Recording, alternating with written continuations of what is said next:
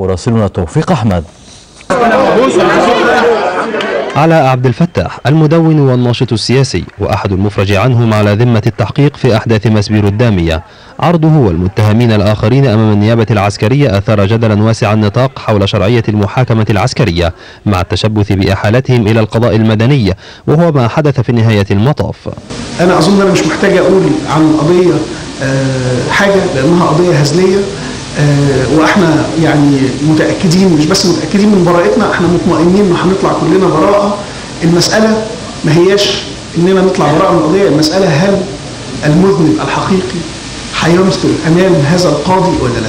محاكمة المدنيين عسكريا والتي طالت العشرات من جماعة الإخوان المسلمين إبان حكم مبارك لاقت رفضا واسع النطاق، فوقف هذه المحاكمات كان مطلبا أساسيا بعد الثورة ضمن مطالب أخرى رفعت في كثير من المظاهرات والندوات المختلفة. يعني المحاكمات العسكرية للمدنيين في رأينا أحد أهم الظواهر للاستبداد والفساد والظلم الحاصل من قبل المجلس العسكري، وهو امتداد طبيعي لحكم مبارك المخلوع واستمرار في ذات المنهج وفي ذات السياق القمعي لكل رأي ولكل صوت حر في هذه البلاد.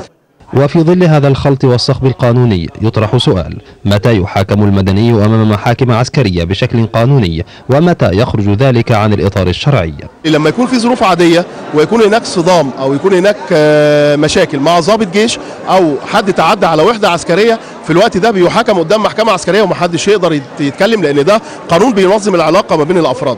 إنما في الظروف الاستثنائية اللي احنا موجودين فيها، طبعا أنت شايف إن القوات المسلحة موجودة منتشرة في الشوارع، موجودة بدباباتها وآلياتها وجيشها، فبالتالي ما بيديش ده ما يديش الحق للقوات المسلحة ان لو حصل اي حاجة يحاكم قدام المحاكم العسكرية على اعتبار ان دي منشأة عسكرية. غير أن المجلس العسكري الحاكم يؤكد الالتزام بعدم محاكمة المدنيين أمام المحاكم العسكرية إلا في إطار الجرائم المنصوص عليها في قانون القضاء العسكري.